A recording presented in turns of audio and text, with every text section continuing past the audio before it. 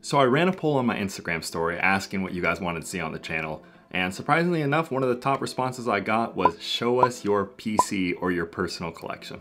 So that's what I'm gonna do in this video. I'm gonna show you guys my entire sports card collection, and I'm actually gonna show you how much it cost me to acquire all of this. And it's not really gonna be one of those like flex type videos. It's actually more to show you the type of really cool collection you can build just with personal significance with a relatively low amount of money. So we'll be counting it up as we go. So it'll be interesting to see at the end how much this entire collection cost me, because I don't even know. So I don't know, that's enough of that. Let's get into it. All right, the first one we'll start out with, if you guys have been following the channel for long at all, you'll know this is my main PC, John Collins. He was my teammate at Wake Forest. If you guys are super new to the channel, all right, I said it wasn't gonna be a flexing video, but somehow it's turned into that. I played basketball at Wake Forest. JC, John Collins, was my teammate. Actually just saw him in Vegas at Summer League. It'd been a while since I'd seen him. Super, super nice guy. Maybe even for you soccer heads out there, this might be the best FIFA player I've ever played against, funny enough. But super cool guy. I don't have a crazy collection. This gold is nice. This is another gold. I want to get like a flawless patch at some point, but his prices are actually more expensive than I would think. So I don't know. That's probably the main guy I collect. It feels a little weird collecting your teammate, but I don't know. If there was a player to collect, it's definitely him. So that makes a lot of sense for me.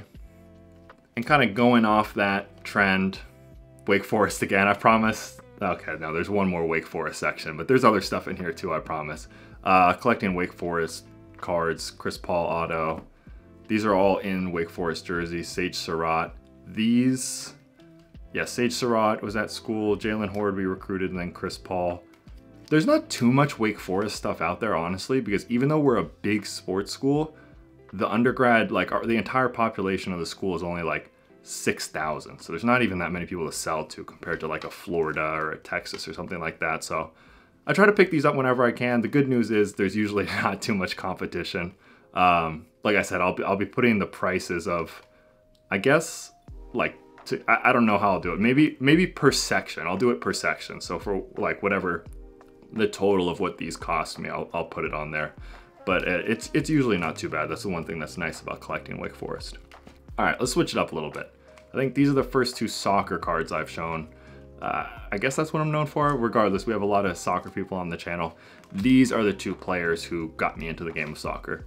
You know, their heyday was more, well, I don't know, I'm not gonna argue with people about their primes, but at least when I was watching them, it was around 2003-ish. So I was 8 years old, and Kaká, I guess it would be a little bit later for him, but they were my favorite players. Jae-Sung Park, a lot. It was just crazy for me, you know, growing up as half Asian kid, but you didn't really have like Asians in the major sports, like basketball. I mean, Yao Ming, but I guess it was a little different. Baseball a little bit, but I don't know. I guess I'm not articulating this well, so I apologize, but just to see him, I guess it's because it's in soccer. At that time, you didn't see it and you wouldn't really expect it. So to see an Asian player making such an impact for Manchester United like that really was just, I mean, it was just really cool to see. And then Kaká, I don't know why I liked him so much. He was just like so silky on the ball, and he just kind of had like it was just so different than basketball, right? Like when I watched soccer, it was just this whole new world to me. And to see him out there, he was like so cool, and like just the way he carried himself and everything, I was like, man, I want to be like this guy. So I don't know. These are kind of cool, you know, older cards as well, relatively older. We got the sticker and the WCCF. I think it's kind of cool. They're relatively rare, I guess. You won't see them every day, but these are probably two of the soccer cards that have really big meaning to me. Next up, let's do a little something for the Filipino viewers over here. So first would be, yeah, I'm half Filipino. I mentioned I'm half Asian, so I guess that's a pretty good segue. So I collect Filipino players. Jordan Clarkson is one of them. He was my favorite player. Like when I found out he was Filipino, I'm like, there is no way. So I don't really have too many of his nice cards. Like Filipino collectors actually really buy them up, so they're hard to get, but just collect stuff when I can. Also Jordan Clarkson, some of my like best friends play for the Filipino national team now. I had a short stint back in the day, maybe I'll throw some pictures up, but they just played with Jordan Clarkson in the FIBA qualifiers, and I was like, man, that's That's really cool. Alphonse Areola, another Filipino, plays for France, won the World Cup with them, but I think that's pretty cool. And then this one's really cool. So the PBA, if you see right here, that's the league I played in, and they used to make cards back in the day for the team. So unfortunately, I don't have my own card. They stopped making it, but this is Gabe Norwood, another Filipino-American, one of the first guys who kind of like helped me out when I came over there. We're on the national team together. Super, super cool guy, and actually a big-time card collector. There you go. But super nice guy. So I got his card. It was really cool that I found this. I don't even know how I found this. I think someone might have actually sent it to me. I forget, but super cool. This one reminds me of my time in the PBA. And then this one right here is really cool as well. Paulinho Alcantara played for FC Barcelona in, I think it was like 1908. It was a long time ago, but he was like full-blooded Filipino. They even have his like jersey or something. I saw it in the Barcelona museum when I visited, but to think that, you know, a Filipino played for FC Barcelona and became a legend, and they even have, I think one of their cups or stadiums or something is named after him. Really, really cool. And I'm not the biggest vintage card guy. I think we can safely call this one vintage, but when I saw this one, I was like, hey, I have to have this. I think I overused the word like piece of history. This is literally a piece of history. So I was like, all right, for 40 bucks, I remember what I paid for this one. How can I go wrong? Next up, I guess we'll keep it on the Barcelona train for now since we're there. I collect the academy graduates from there. So Dani Olmo, Christian Teo. So there's a Christian Teo. There's him at FC Barcelona. Here's his gold. He's at Real Betis now. And then Gerard Deulofeu. One of these was actually a gift from a subscriber, so that was really nice of him. Then I collect some of his stuff, like from Watford. I remember, I'll keep the story super short, but I mentioned FIFA already. I loved playing FIFA growing up, and we would always play, you know, Barcelona, Real Madrid. That's what players play. And I remember I got so cocky, I was like, you know what?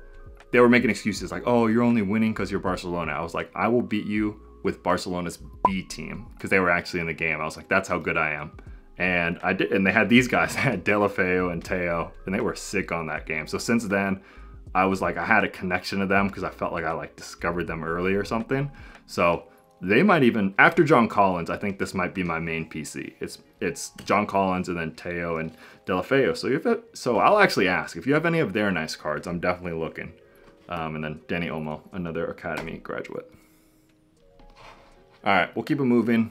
Kind of quick here. These are it's Wake Forest PC as well. Jack Harrison, sick player. The fact that he was at Wake Forest playing US college soccer when I was there, and now he's a main player for Leeds is insane. So I collect his stuff, 2 MLS autos, and then these nice ones. And then Stuart Fairchild, he was a guy in my grade who played baseball at Wake. And I think there's some other guys, but this is the only Wake Forest baseball card I have. So I don't know, I thought that one was kind of interesting too. All right, next up is a guy who was a big inspiration to me, Duncan Robinson. If you guys don't know his story, he played Division III basketball at Williams, and then he had no, out of high school, he had no looks. Like basically, I think he even used the words, no one wanted him.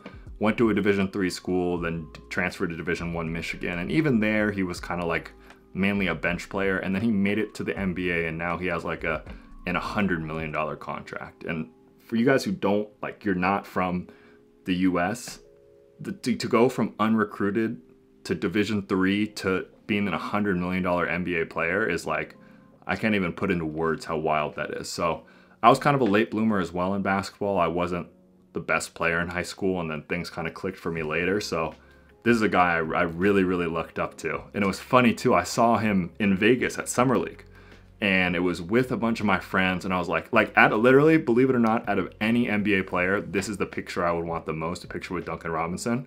And I was like, and he was just like, we were outside a club, and he was just waiting. I was like, I can't do it. Like, I can't do it, because I was with my friends. It's like everyone literally would have had to wait and watch me get that picture.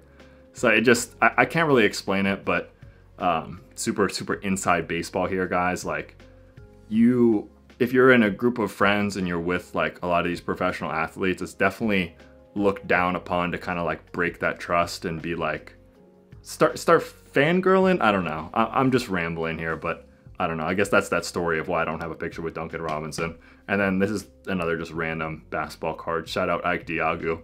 Not the best Warriors player, but exquisite with a sick patch. I got this one for like 11 bucks, so thought it was pretty cool. Alrighty, next up. Only Formula One cards in the collection. Big Formula One guy. Alex Albon, half Thai, half English, so just, and seems like just such a nice guy. He's a guy I really like relate to. I don't know. But anyways, I got this little mini rainbow with the printing plate right there. And then I got his gold out of 10. I want to hold on to at least some Formula One cards because I think they just look cool. So I was like, all right, I mean, everyone has Max and Lewis. Like, Alex Albon genuinely is my favorite driver. And this was pretty expensive, actually. I don't know. I don't want to say I got worked because it's a printing plate 1 of 1, but I played pretty strong on this. I traded on this, but it was also relatively strong. Funny enough, maybe that goes into the Formula One hype. I think this stack right here might be the most expensive part of my PC, but I mean, it's fine. These are pretty rare cards. I mean, especially this. Like, I literally never would have found it again, so I just went for it. And I think it's pretty cool. Definitely want to see him and Williams have some more success, hopefully going forward. Alrighty, getting to the tail end here. A lot of my childhood. This is the kind of stuff I collected when I was a kid, when I was like collecting cards as a kid. I definitely didn't collect soccer. F1 didn't exist. Basketball, I had Tim Duncan cards, but that was about it. Football was my main sport I liked to collect. So I was a big USC and Ohio State fan growing up. So like that Matt Leinart, Reggie Bush team, my favorite sports team of all time, no question.